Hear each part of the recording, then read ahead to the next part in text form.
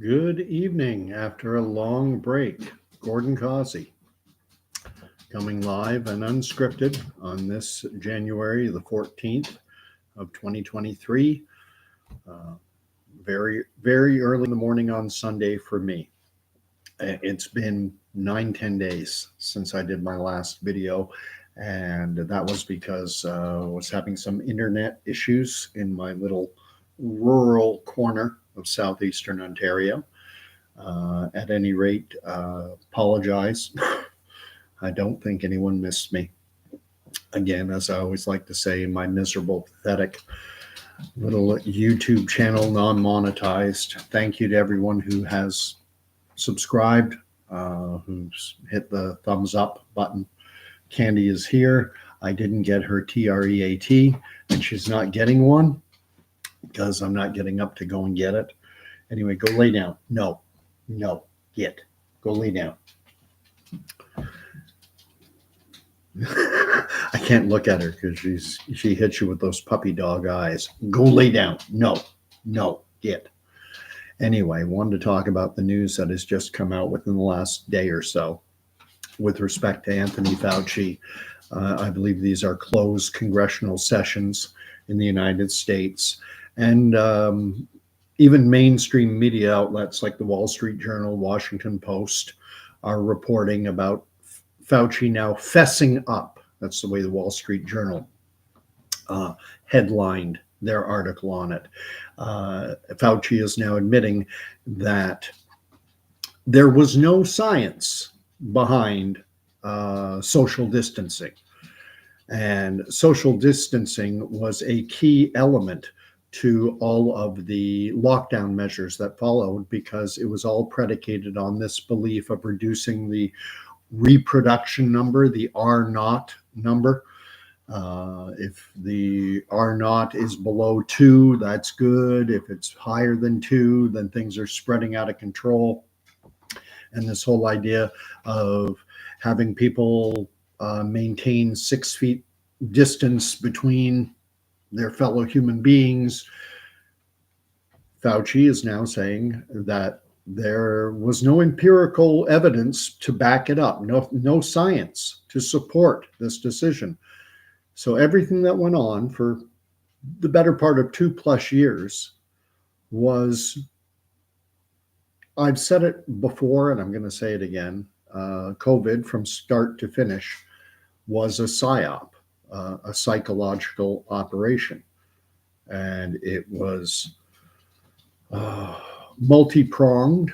I think there are a number of elements. It allowed them to bring in the infrastructure for a digital ID through when they brought in the Vax Pass. And there's another interesting little tidbit. Based on information that has come out, a study has come out, and they've found that the Pfizer vaccine, COVID vaccine, contains a component, and don't quote me on this, but I believe it's a simian retrovirus that was included as an ingredient in the COVID vaccine for Pfizer's version of it. And Pfizer did not disclose that this was an ingredient in their vaccine. Now, that should come as no surprise. You can look it up yourself. Pfizer has a long documented history of withholding important information from regulators and from the general public. They've engaged in fraudulent marketing practices. They've engaged in bribing of doctors and have paid billions of dollars in fines as a result. On the National Institute of Health's own website through the PubMed platform, you can read an article about Pfizer being a repeat offender. And my blood is boiling a bit over all this, but what is most disconcerting is the degree to which so many, because the majority of the population went along with everything. And now that the truth is coming out, that there was no science behind any of this, Now people are willing to give, they still hold Fauci in somewhat high regard because the propaganda was so successful in convincing people that COVID was a deadly, dangerous pathogen, that they're willing to forgive any mistakes that were made.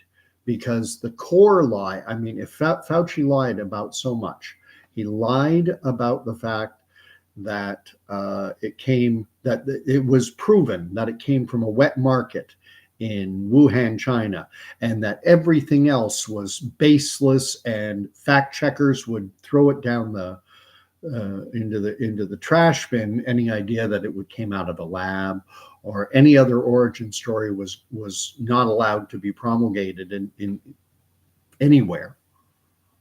YouTube, the tech giants, you weren't allowed to say anything except that it came from a wet market in Wuhan, China. That was a lie. Even Robert Redfield, former head of the CDC, the Centers for Disease Control and Prevention in the United States, Dr. Robert Redfield, he is on record before a Senate committee hearing stating that in his expert opinion as a virologist, that the SARS-CoV-2 virus, that it had all the markings of a manipulated virus, of something that was created in a lab. And he was shut out by Anthony Fauci. So there's one lie. Now we have this whole idea behind social distancing being a lie. And when someone lies to you repeatedly, as Anthony Fauci we now see has done, it should call into question everything that he said, whether that be on masks, whether that be on the vaccines, whether that be on any number of things. And this is, disconcerting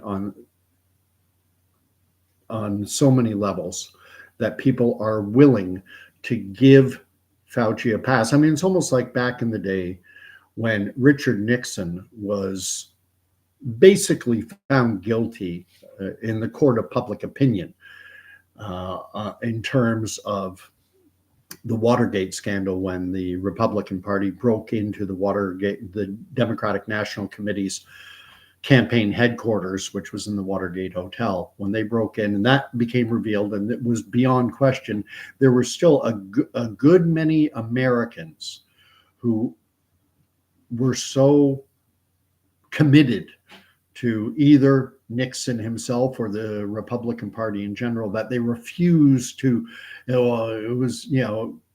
was all just fake news, to use a more Trump-esque term.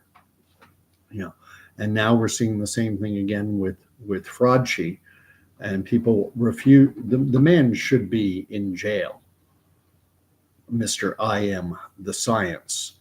And I'm going to end it off by just mentioning that I have to question, why is it coming out now? Why is Fauci, I think he's 83 years of age now. He's retired. He's no longer head of the National Institutes of Health.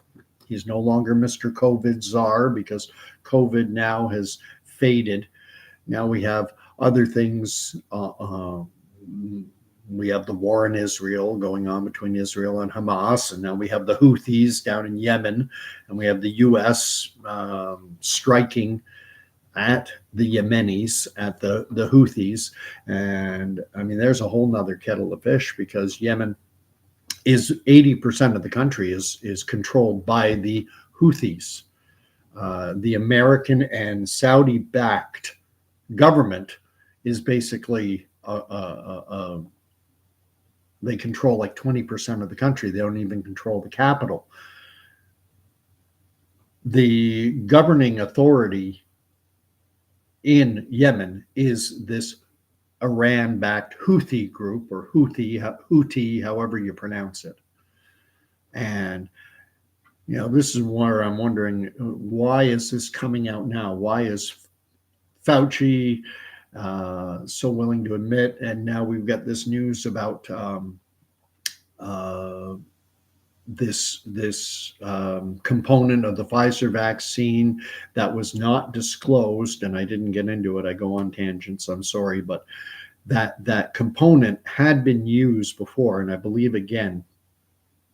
I'd have to reread the articles, but I believe it's ape, a chimpanzee, or some type of simian retrovirus that had been used in the COVID vaccines, and it had previously been used in the polio vaccines, but it was removed. It was banned from use in the polio vaccines because it was found to have a causational link to cancer.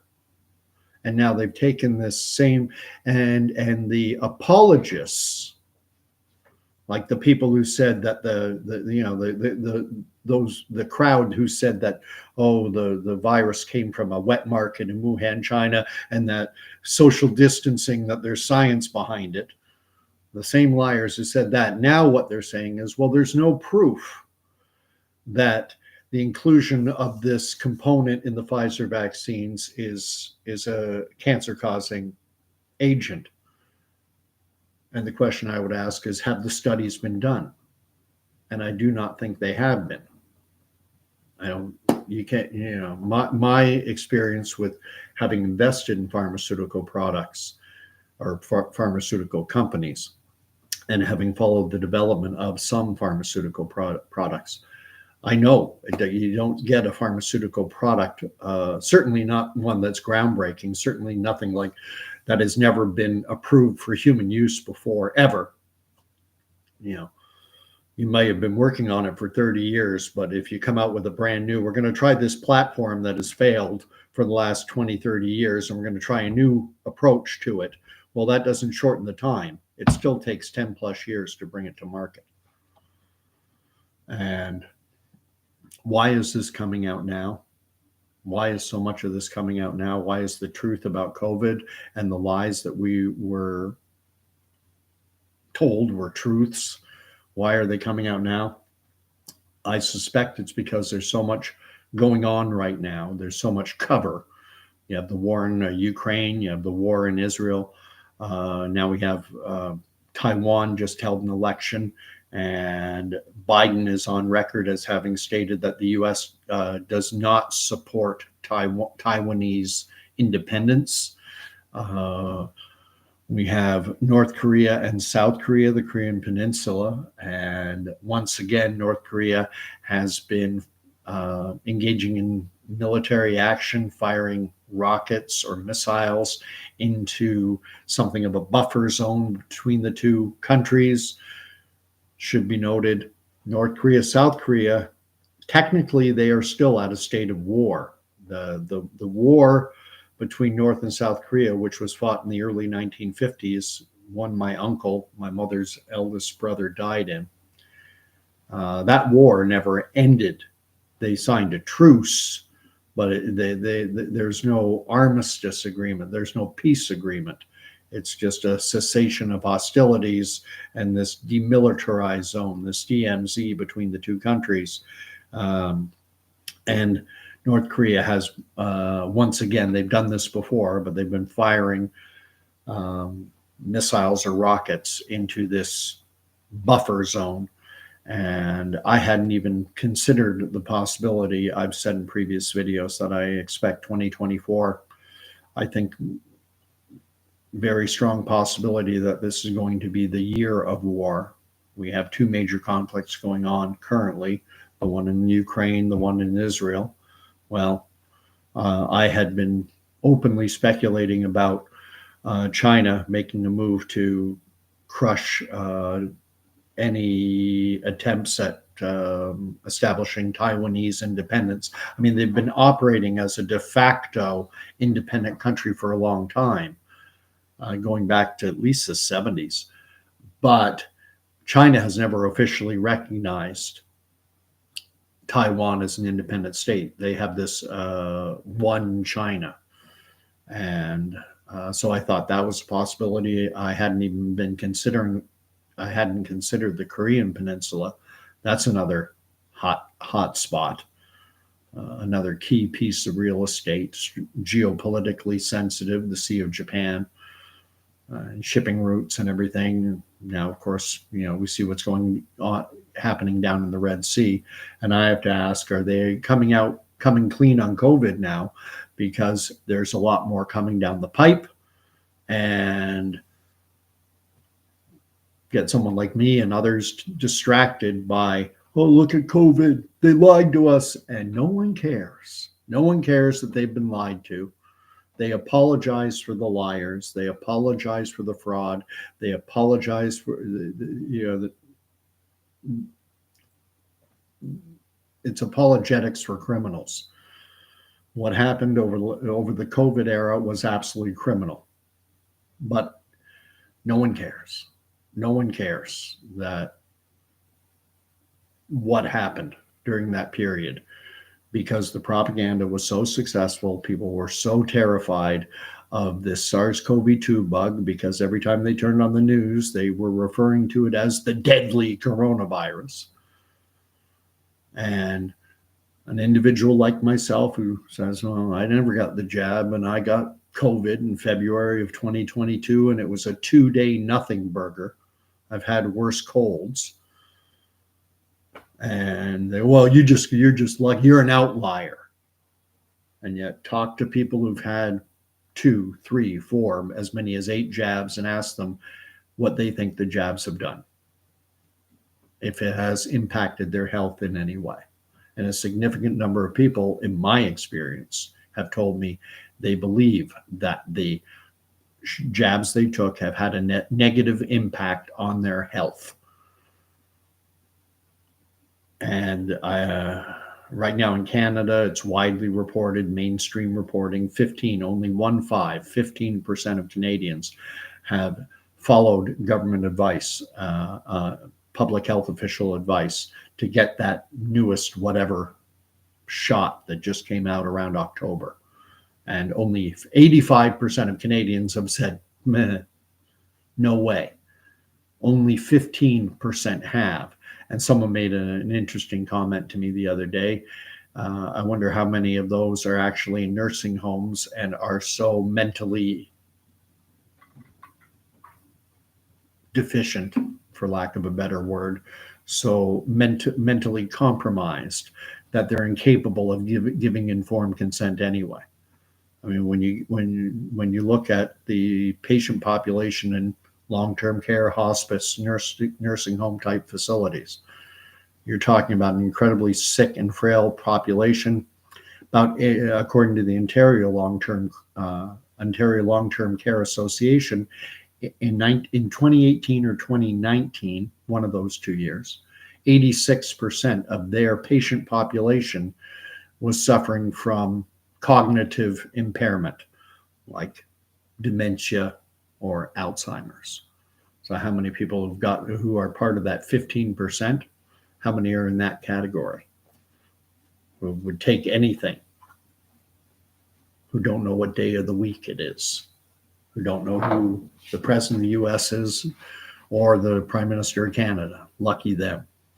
Anyway, sorry for being away so long. I wasn't actually going to be starting this when I did. I hit the go live button by accident. I was trying to hit another button. It went live, and I said, let's just do it. And it's been 8-9 days.